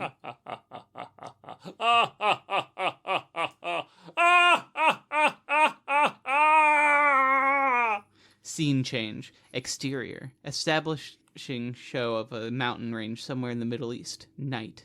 Cut to interior scene. A large open area with a central chamber of the Assamite fortress of Alamut. In the center of the courtyard are several dozen vampires of different clans. Some have been staked. Others have been chained to the poles driven into the ground. Surrounding them is an even larger number of Assamites, predominantly male, but with a few women, who stare vacantly at them while chanting in Arabic. Caption: The Secret Assamite Fortress of Alamut. The Assamites. Subtitled in English. You can go ahead and read this too if you want. All praise Hakim. All praise the shepherd. All praise Hakim. All praise to... Abruptly, the Assamites go silent, and their faces are overcome with expressions of delirious joy. All of the Assamites simultaneously frenzy and charge their helpless prisoners, shouting and screaming off camera as we pan away. Damn. Yeah. So there's a worldwide frenzy Yes. of Banu warriors. And some of the older two castes, when this curse is broken, they Yeah. go fucking wild. Yeah, so there's kind of like a precursor to the Week of Nightmares with the Banu Haqim. Just all go apeshit one night. Damn. Yeah, there's like a scene later on. I didn't fully write it because I was worried that the transcription bit was gonna be too long. Mm-hmm. But there's a little quick caption cut of Fatima Afakari, unfortunately succumbing to the frenzy, and she attacks her not girlfriend, Lucretia. Oh no. Melisandre. Oh and it's left mysterious how that fight went. Is Lucretia still around? Yeah, technically, yeah. Technically is not a yes. She's in the Spot the Black Handbook, so yes. So she has to exist. So I don't know. It was a very messy lesbian moment. Yeah, okay. Gotcha. Very messy lesbian moment, which is fine because it's private. Who got right the now. Subaru? Oh no! Who got the Subaru? Oh no! Who knows? So yeah, that brings us into the 5th edition canon. Yay! Here we go. Modern, sleek, shiny. Yes, new even. Pretty. Yeah. So we are going to start with the Odinst pack. This happens at some point between 2008 and 2018. I'm sorry, it's very wide in the canon of when the fuck this happens. Make it work for your table. Yeah, do the thing. So, this is a quiet meeting that happens between the Banu Haqim and members of the Camarilla in Odense, Denmark. And this is the meeting that seals the acceptance of the Banu into the Camarilla, as well as like a formal alliance between the Camarilla and like the Ashira to be like, we're gonna be cool, right? We're gonna be cool? Okay. Right. Like, one isn't subsuming the other as far as I can tell in the canon, but they're just kind of like a handshake, like, we're gonna be cool, right? All right, cool. As a token of this, we're gonna accept members of the Banu Haqim into the Camarilla. Cool? Cool. There's also a good chance that not only did members of this faction of the Banu Haqim sabotage the ministers' meeting in Paris that was happening simultaneously, killing several of the Justicars present at the meeting with the ministers, but they may have also been the ones to give the exact coordinates of the Prime Chantry in Vienna to the Second Inquisition. Oh. Whoops. Whoops. Oh no. Dang. I sure wish that didn't happen. No. But then we get a really cool party. It's called the Vermilion Wedding. So that happens sometime 2019. We do have a date to set it where in 2019 for your convenience. So this is a political blood bond ceremony publicly establishing the alliance between the Camarilla and the Ashira through the union between the Banu Haqim and the Toreador. Great job, guys. Yeah. the two people that have hyperfixations. Let's do it. That can't be a problem. They're going to share bionicles. Yay. Ayo! They're going to make their own bionicles. Damn. So the ceremony happens in Tehran after a 3-year-long long-distance courtship process between Tigurius and Victoria Ash. Oh, cute. Yeah, what that means... Okay. Make a plot. Go for it. The ceremony is carried out over several nights, and apparently the blood party during the blood marriage was such an intense thing that it stained the walls within the facility. Yo. The palace that they did this in Tehran, and then they demolished the palace a week after because they went. Yo. Damn. That's They a good partied. party. They partied so hard that they went. We can't get. We just tear it down. We can't clean this. I'm in for it. You ever try to honestly. get blood footprints off of a ceiling made of marble? Like, After they've sat there for a week and a half, It's what are just- you gonna fucking what do you do at this point? Yeah, you just gotta sand it to pretty much down, Yeah. and then repolish. It's cheaper to just tear it down. Ayo. So the text currently in the 5th edition leave it very open how much or how little Tigurius and Victoria Ash truly actually have affections for each other. Mm. Run with that how you will at your table. But there are hints that their relationship is kind of slowly bringing Tigurius back to some form of humanity because he's so old and just I am a statesman. That's what I do. Right. I'm old and I kind of got to stick up my ass. And apparently Victoria's just being like, silly, poke, you should go outside and have hobbies. And he's like, what the fuck's a hobby? Why would I do that? Why would I do that? And a couple of points in the text, it kind of sounds like Tigurius is slowly becoming a wife guy. Aww. Which is kind of cute, but also like, oh no, Yeah. please no one fuck with Victoria. Yeah. No one fuck with that woman. No one fuck with No one fuck with her, please. That's gonna go so scary. I'm in for it. And their ceremony apparently has now spurred on a trend of blood marriages for both political and romantic reasons in the Camarilla. Oh. Well, I mean, it's nice that there's romantic reasons, right? Yeah, there's also, mutual blood bonds are also like hella A problem. toxic. Yeah. Mhm. I'm not gonna argue on that one. So it's like a weird pop culture girly pop movement. I mean, it's also hinted, though, that the blood wedding is giving, like, Victoria Ash kind of a sense of duty to Yeah. causes bigger than herself. So she's like, oh, there's things other than me. Yeah. She's like, oh shit, I'm an adult now with hands. Fuck. I have hands? That do things other than hand jobs. These hands are so covered in blood. From the outside, it probably does look like a positive thing. So I could see people being like, maybe it can work. Yeah. So there's a bunch of stuff in the Bloodstained Love book about blood marriage stuff. If that's something you want to explore.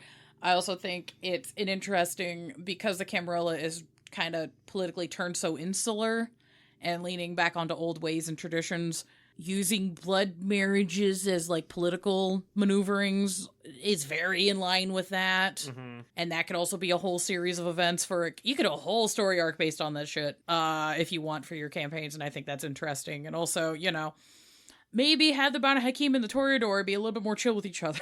That'd be neat. Yeah. Wonder There's- if they can do that.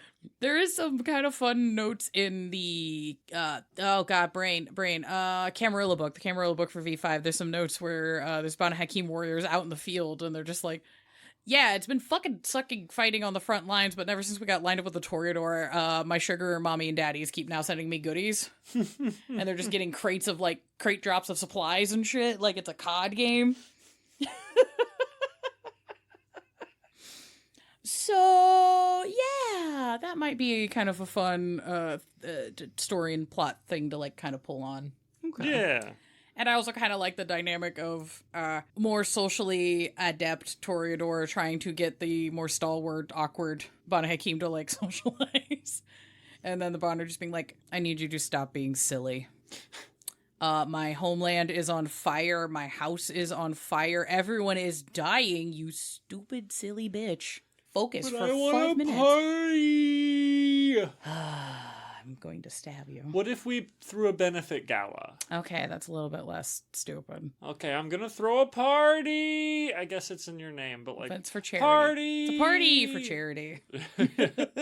I love that. Toreador's like party. Banu Haqim's like for charity. Mm-hmm. It's so funny. That So works. yeah, it does. Unfortunately, I think that does not work as Alamut, because Alamut is officially lost. Oh, Well, no. This is a process that happens from the late 90s, and it is officially, like, called in 2021. Okay. Shame. So it's a process. Yeah. So, it's really hard to truly say when the Banu Haqim actually lost full control of Alamut, because it's been a slow process, starting with, like, Urshagi, like, getting into people's heads going, hi. Pop. Hello, you should follow Dad's rules. You don't know Dad's rules? I will teach you. Yeah. You're a what? You're a sick? What the fuck is that? Die, I guess. Oh no. Uroshagi's the worst. If somebody's going What after the fuck six, is that? Die, I guess. what? All right. Yeah, I was like, somebody's going after the six. I'm like, you're probably on the wrong side of history. Yeah. So, yeah, it's basically been a slow bleed that's been like fully confirmed and exsanguinated at this point. So we have Urshagi breaking the Tremere curse, and basically the older Angels of Cain have returned into the fold of their home clan, because the anti-tribute Banu Haqim, when the curse broke, they're just like, fuck yeah, this is cool, this is what we wanted. You're our man. Let's go. Hell yeah, he did it. He did the thing. Lads, he did the thing. Lads, he did the thing. Fuck yeah. The thing has happened. This is our favorite activity. Nom nom nom nom nom nom nom. So within 2 weeks of the curse being broken, the majority of the leadership of the Black Hand within the Sabbat just mysteriously disappeared. That's unfortunate for them. Yeah, and this results in a lot of chaos, stalling, and infighting within the Sabbat. So Another reason why they kind of... yeah, a big chunk of the reason why it canonically makes sense that the Sabbat are where they're at in V5 is understanding that so much of the Angels of Cain, or the anti-tribute Banu, were just like the infrastructure for stuff within the Sabbat. And once they bounced or decided to eliminate people on the way out, turns out when you're fighting a war against anybody and you lose your logistics, you're fucked. Generally not a good move. Yeah. So which is funny to me, considering how much, like, the La Sombra like to act like, oh, yes, we are the ones doing the political machinations. We were running the Sabbat and da-da-da-da-da. And I'm like, it was the Banu the whole time, just being like, shut the fuck up. Shut the hell your mouth. But, like, sure, yeah, if you want to sit on the chair and lead things, fucking just, okay, I'm busy. I have my side project with my own bionicles that I'm working on. You want to be in charge? Sure, whatever, just fuck off. Oh, the problem's fixed? Well, fuck this. I'm not even going to give I guess they did technically give a 2 weeks notice. Yeah, within 2 weeks. Yeah, they technically gave a 2 weeks notice. Holy shit, that's terrifying. So the long-held rumors of the free Assamites practicing infernal blood sorcery are not helped by the fact that Uroshagi's confirmed as being what is known as a dark thaumaturgist. Spooky. Yeah, so in Old Wad, dark thaumaturgy is basically thaumaturgy that has infernal influences. I don't know how that is going to change once the Bali get properly introduced into 5th Ed with the Tattered Facade book. So as of recording, That's where that is. Apparently Urshigi can do this. I do get annoyed in some vampire stuff where they call things that are blood magics that are not done by the Tremere specifically, they call it thaumaturgy, and I'm like, it's not. Yeah. It's its own thing, but okay. Or I may have Yeah. misread a note and don't understand. But anyways, yeah. Or it could also be Yeah. vampires, again, just being flippant. yeah. Mm-hmm. Oh, you're doing blood magic? It's thaumaturgy. Yeah. That's the word we use for it. Rude. It's not like humans do that with everything. Do that all the time. Your name is George. It's Jorge. Your name is George. Hello, George. Hello. Yeah, and there might also be another reason why the Sabbat kind of collapses in on itself as the random infernal magic shit probably doesn't help. Might be reasons why some of the Sabbat are extra crazy now. Yeah, maybe. Maybe. Possible. That might be. I'm low-key praying that this is a long-term 4D chess move of, oh, hey guys, those of the Sabbat that remain are extra crazy and they like are talking in clicky noises and being more monstrous, and part of me is just like, were you planting seeds for the Bali? Oh, the Bali kind of took over the Sabbat. Maybe, I don't know. Or at least like there's Bali taking advantage of the chaos within the Sabbat and are doing their own things within that structure. Right. That would be interesting. I think that's neat. I don't know, but there's some at least canonical lore things that could go, maybe. See, my old thought was that the La Sombra kind of burnt the thing down on their way out so that they could point and say, we can't have anything to do with that. Camarilla, can we join you and then destroy things from the inside? That could be something that the more tactful La Sombra did, is if there is this like infernal nest within the Sabbat. Mm-hmm. They're like, we can't. The more politically savvy ones went, oh no, like we fuck with the void, but not like that. We're just gonna let them be crazy and look awful, and then go, hey Camarilla, so I have a cool business suit and spooky shadow powers, and I know a lot of you are horny and weird, so hear me out. And then this Mitzi were like, okay, mine. Yeah, and there was like, I've been here. Been here this whole time. Just like this weird dumpster cat, just. I can't even be mad. Am I wrong? No. That's... So yeah, there's that. Then there's kind of a note. There are those who are the younger anti-tribute, like the older anti-tribute were like, fuck yeah, Urshigi all the way, my boy. Let's go. Some of the younger ones who were more detached from that history and were more kind of bought into like the Sabbat ideologies, kind of balk at the idea of their connections to the laws of Hakim and either will remain working with the Sabbat. Couple may have flipped to the Anarchs. Most of them just kind of stayed in the Sabbat because they just went like, who the fuck's fuck? Why do you give a fuck about clans? We're here to kill gods. I'm on a job. No. So the Banu who will not abide the shepherds, nor bowing to the longtime oppressors of the Camarilla, have like doubled down on the Sabbat, and this is most the younger anti-tribute. There are some fun notes in the Gehenna Wars book where some may have joined forces like Seraph Zhongbei Moon, whose Sabbat forces target the Tremere and the Salubri Methuselah specifically. That's all they do. Oh.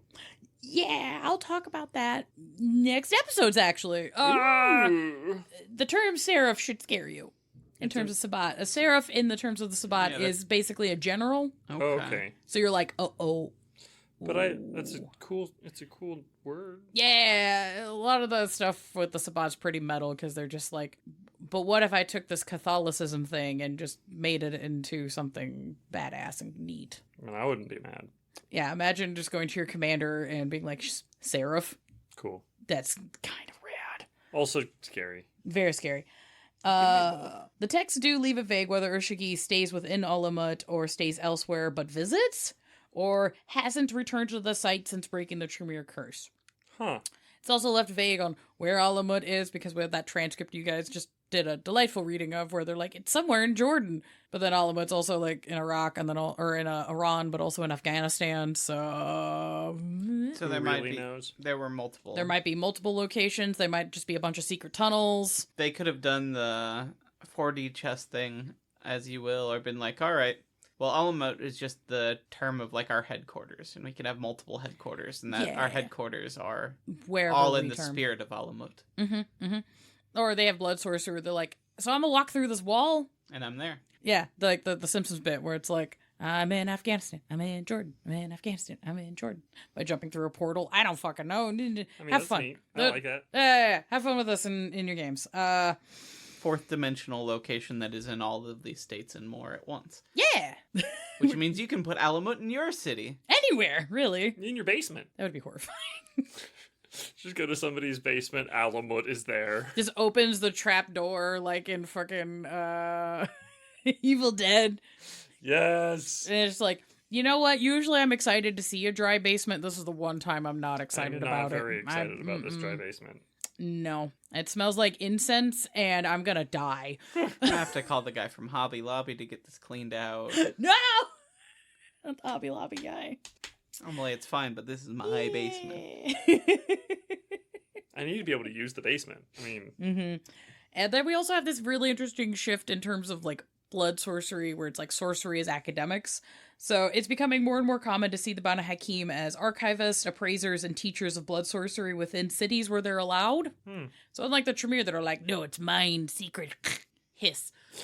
Yeah, the Banu Haqim are much more willing to be like, I'll teach you, just, make it worth my while. Right. So if you have characters that want to learn blood sorcery in your game, you're probably going to need to find a Banu Haqim. Yeah.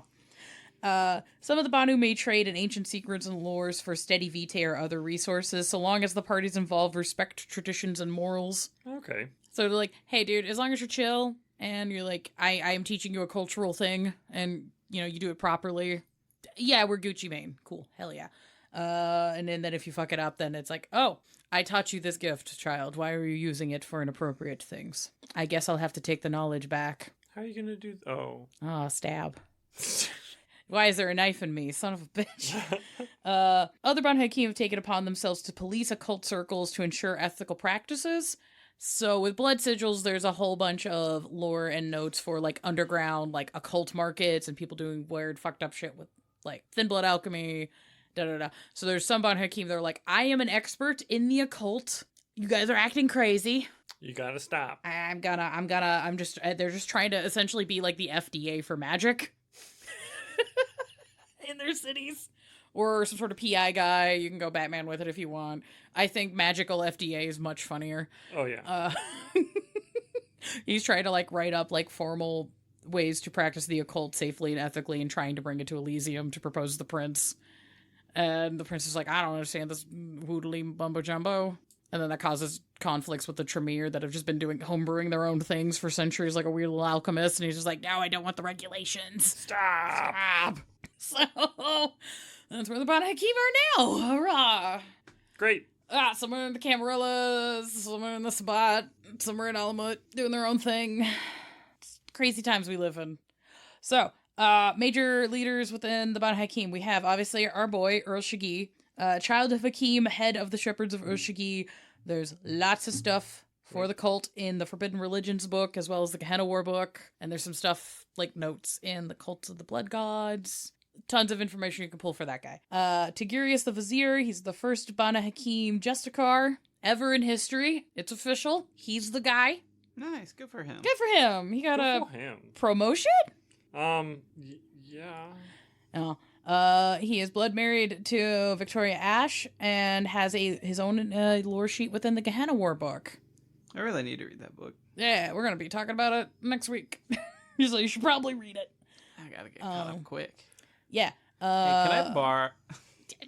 Yes! Cool. Anyways, we also have Al Ashred. He is the child of Ur-Shigi. He's a lead sorcerer of the Camarilla Banu and also has their own lore sheet in the Blood Sigils book if you want cool blood magic Banu Haqim shit. It's neat. There's also our girl, Fatima Al-Fakadi.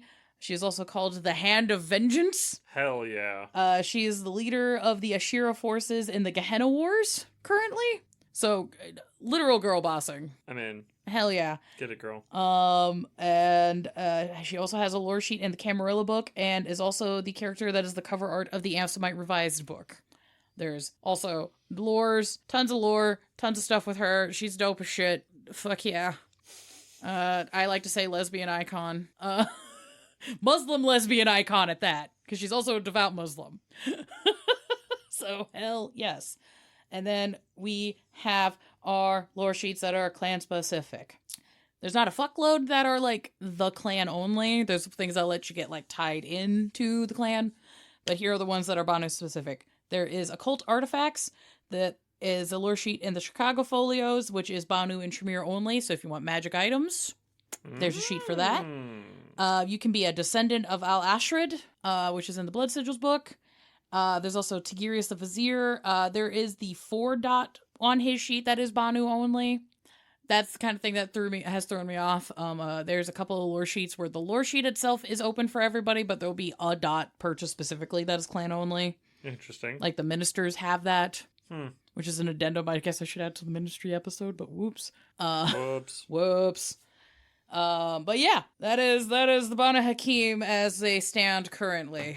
How are we feeling, lads? They're cool. I really like this clan. I feel like they're a clan that their lore always kind of stands apart from a lot of the other stuff, so you kind of have to go looking for them to get into them. Like, Which is kind of a theme. Yeah. Seems like it's almost on purpose. A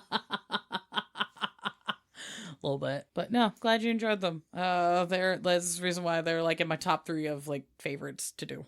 They're cool. Also, stab. Definitely Stab, dense. stab. I definitely see why we needed 2 on the history episode, because it's all like some of the clan's history is kind of like, oh, that's interesting if you're into that kind of thing, but like almost all of this ties directly into the meta plot. Like there's very little going on with them that's just kind of, as much as they want to, we're gonna sit in our own little corner, like they're just never once allowed to just hang out. No, it's just like like digging into this more seriously, it's thoroughly affirmed my headcanon of the Banu Haqim as a clan that like they just want to vibe, they want to do their own thing, and the universe is like, no, you will not. Just one of the least toxic of the antediluvians, with Hakeem just being like, kids, I'm tired of your shit. I am leaving. I'm setting a boundary. I'm maintaining my boundary. And until you guys stop being dumb fucks, I'm gone. Figure it out. Yeah. I love that our listeners were ha-haing in the community Discord about Hakeem opening his own like kebab shop. Yeah. Just a vibe. And I'm Good like, stuff. Oh, I love that. He's like, yeah, it is, man gets hobbies. With all this time, if he doesn't have the best kebabs, Right. I don't understand what's wrong. Just Habibi maxing. Right. Oh, God. Yeah. I think my only kind of like hesitancy on any kind of somebody is like, I want to play Banu Haqim. I'm like, how much meta plot do you want in the game? Yeah. Because if you want to do a game that's very meta plot heavy, having Banu Haqim characters, either as player characters or NPCs, really makes that jump very easy. Mm-hmm. So that might be a calibration thing at the table, just being like, hey, if you want to fuck with the meta plot heavy, yeah, it's super easy, we can do that. If you don't wanna, we need to have a discussion about like how much of that is going to be going on. Yeah. Because I feel like you could also play like a younger Banu or something who's like, well, technically we're allowed here, but like obviously all the older Cam and even Anarchs aren't comfortable with this, and I'm still trying to find my place in the city. Kind of story, or younger Banu who's like embraced as a vizier, and he's more of she's more of a academic-y sort, and just all the old vampires being like, so how much is it? And yeah. Like, how much for what? You know. Oh, like my study notes? Yeah. I used to share notes with people in college. I always just said like, I don't know, like $150 a day. Yeah, like I can't take Adderall anymore, but like I'll help you with your notes. Yeah, whatever. And then this elder doesn't get it and is like, so I need you to kill this man. And you're just like, what the fuck? Whoa, hold on. That is not what I was talking about, man. I was talking about anatomy class. Well, I've already said too much. You now have to do this. What if I just gave you a phone number of my friend that might be able to do that? I'll get my abacus. We'll meet there together. So you have the abacus. Excellent. So you are the one I'm supposed to talk to. Oh, fuck. I would love that as a story. It's just this young Banu who doesn't know any of the bullshit is just getting pulled in by some Camarilla guys. Like, oh, so you're all assassins. Perfect. I need so many people whacked. Come here. And he's just like, I don't stab. I've never held a gun. I don't know. And then he just has to like goes back to his coterie and is like, so yeah, I just kind of got hired to murder a guy. So I guess we need to murder a guy. How do I help? What do I do? And Bruja's like, look, it's easy. Anyways, it started blasting. I feel like that could be super fun. Just take this hammer, you'll be fine. Just take this hammer. Oh no. What if the other bandit shows up and is like, the hammer is so messy. Why would you? Here's a knife. Here's a knife. Here's a knife. Just We their could sire. burn him. Their sire is just so excited that the childer is being hired for assassination. It's like, oh, it is time to teach you. Excellent. I'm so proud. Just proud Arab dad. Just, oh, this is so good time. Literally yes. picking him up and like giving a little shake, like, yes, I'm proud. And then it was like, I just wanted to study. Right. Well, now you can study war. It'll be great. Just, the shepherds are coming. We need you to prepare. But I am so proud of you.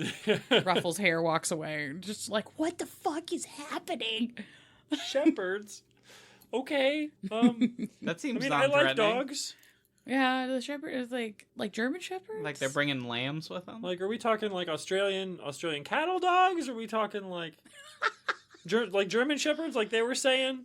I miss having a dog. I Since do I like got dogs. embraced, all of them keep growling at me and running and peeing a little, and it's very sad. It's kind of a bummer.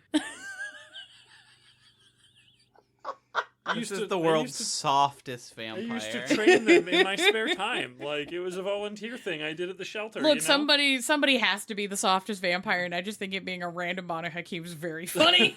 How did you even get picked to get embraced? It must have by someone who seems to be a warrior who's like, we need people good with numbers, I guess. Yeah. Oh, yeah, absolutely. AP I'm currently recording, I play a Banu Haqim who is a warrior, but was embraced because they could speak multiple languages. Nice. They're just like, oh, World War II is happening. There's a bunch of Europeans here. You speak English and Arabic. Okay, get over here. And I'm just kind of like, sure? Love it. I guess I stab now. Cool. So playing a warrior who's like kind of a vizier, but not really. Which freaks everyone out because they're like, oh yeah, so you're a vizier. And I'm like, haha, no. Kinda. I'm gonna murder the shit out of you. I'm just gonna do it in 4 languages. And well, do we have any other final thoughts for Banu month? We spent way too much time talking, or I spent too much time joking about Middle Eastern food, and I really want a shawarma right now. You know, I think it'd be fun, just like the supernatural, like BPSD. Yeah, BPRD. BPRD. Like the BPRD version of the Tremere. I think it would be a fun BPRD like game with. Oh, it'd be super fun. With Banu Haqim, yeah. Yeah. Pull from all 3, classes. Yeah. Be neat. Oh, yeah. No, I think it'd be super fun to do a game where the coteries' job is to, the prince is like, hey guys, I need you guys to just get this magic shit under wraps, because oh my god, all of these are horrifying masquerade breaches, and I know dick all about magic. So I got a little group together. It's half Banu, it's half Tremere. There's one minister for some fucking reason. Hell yeah. Always shows up in a skin-tight leather shirt. It's like, does have buttons, but the buttons were removed. Leather pants. Down to the belly button. Yeah, it's like leather pants, chain belt, mesh shirt. Yeah. Or like a weird slutty crop top. Yeah. But for some reason, one of the most educated nodists in the group, just this little man slut walks in. It's like, I see you have the spear of... And it's like, why the fuck do you just know that off rip? Well, I mean, you see the runes across the handle there, and then the intricate carving right up on the blade. That's how you know on that one. Yeah, this is actually a Benin sword, which is different from this. And you see, if you guys were educated, you would know this. Anyways, all right. Thank you all for listening. I hope you enjoyed Habibi Month. Thanks, Paralyze, for the music. Thank you. It be going. It go do. And then do. They are on Bandcamp. Give them money. We do exist on social medias. Instagram at Blank Bodies Pod, TikTok at Blank Bodies Podcast, Blue Sky at Blank Bodies. We are doing several things. Yeah, we got a lot of Things on our plate. sticks in the fire, so to speak. Yeah, so quick capsule on all of that. We are going to be at Gen Con doing multiple things. We have a live show that is on the Friday. That's us talking at you. Yes, we're doing a live event With our mouths. There might be some fun activities as well if you to come to the panel. I'm trying to reprise the wheel. We have some plans. I have some plans. I might be bullying Eric. Oh, that's gonna live happen and in no person. matter I what. mean, Oh, yeah. It will happen, yeah. Oh, yeah. Eric, if you walk in the room, no, you're gonna get a little bit bullied. A little soft bullying. It's a lovely bully. Yes. It's bullying from the heart. Yes. Guest of the show. Guest of the pod. We are also doing a charity event right before Gen Con on the Wednesday, July 30th, called Power Word Resist. We are trying to raise money for Gender Nexus to support the queer community here in Indiana, as well as RAIN, which is a advocacy group for those who have been sex trafficked or had to deal with sexual assault issues to get resources to help them. Fuck yeah. Yeah, they're both cool organizations and dope as fuck. The live show is going to consist of local bands that Hunter has plucked from the streets of Indianapolis. We have the drag queen Juicy Garland performing a game show, I believe. And then we got the delightful Iffy Wadiwe doing stand-up at the end. So if you're a fan of Dropout, yes, we got Iffy. Do the thing. Did it. There's also Go. going to be a silent auction where we have books and board games from all sorts of folks. If you like Gloomhaven, if you like the Renegade World of Darkness shit, we got some cool stuff from UK distributors. I believe we got like Octoon Thulu, we got Fallout, tons of titles. If you go to powerwordresist.com, all of our sponsors are on the website, as well as tickets to the event. And there's also a link for if you just want to donate to the show and the causes, if you can't make it or you don't have the spoons or whatever. So, huzzah. Yay, thanks. Ew. Hunter, you also have the Stinky Gamers. Yeah, for all of you gamers out They there, be we've stinking. started up the Stinky Gamer Pleasure Dome.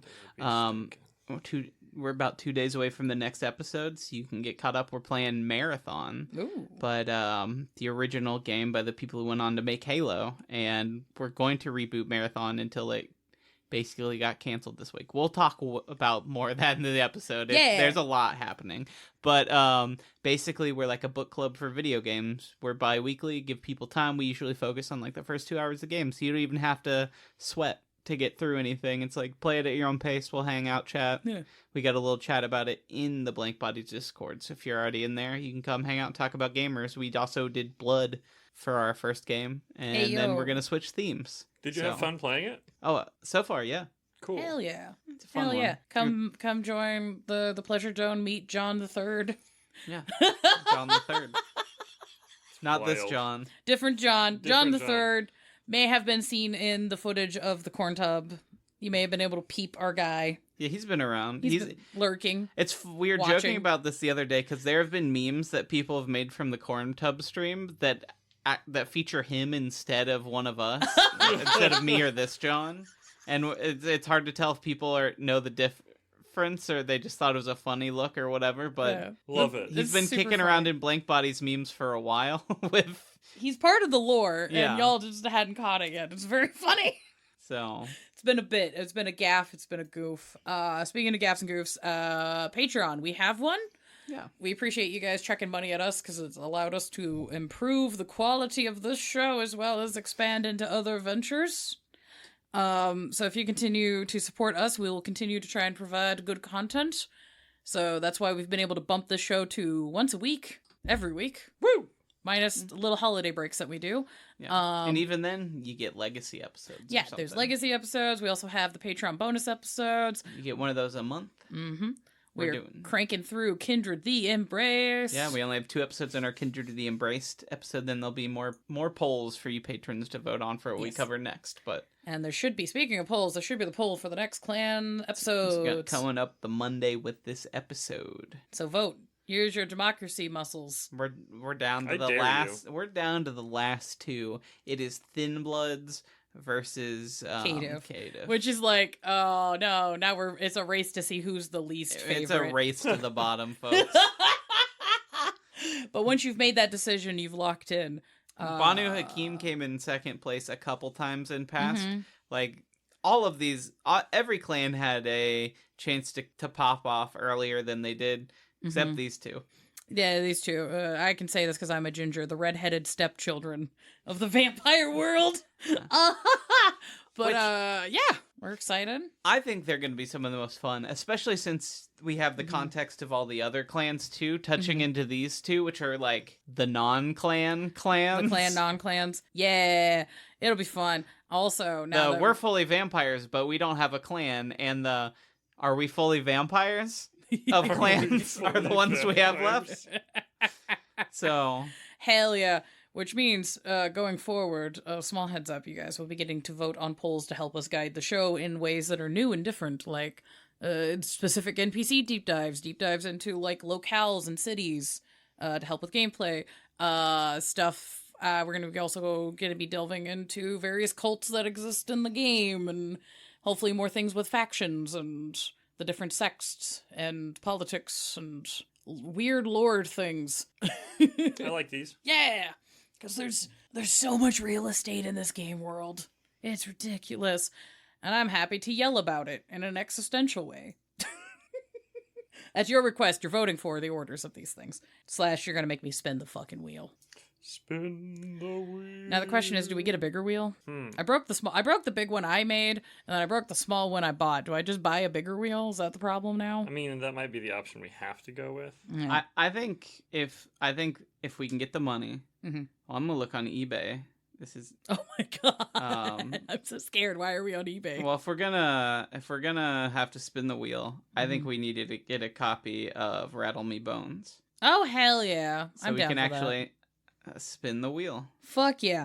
Though, if you have a cool project and you wish to share with us and our audience your cool project, we have an interview series, blankbodies@gmail.com. Hit us up. We'll love to organize talking about your cool project, whether it is you're building a game, you have another podcast that kind of would be cool buddies with us, you do LARPs, you do cosplay, you rattle your bones. Riddly rattly. Riddly rattly, them bones, them dry bones. Or wet bones, however you enjoy your bones. Oh, God. I shouldn't have mentioned bones that many times. The Zamitzi got excited. Wet bones. Okay, get us out of here, please. We gotta leave. I'm scared of these wet bones. I will kiss it out then. Kiss out those wet bones. Mwah! All right. Ah! Oh, it's almost 2 hours on the dot. Hold on. Oh Waiting. my god. Waiting. And 2 then- hours. Yay! And then I'm gonna edit it, and it won't be.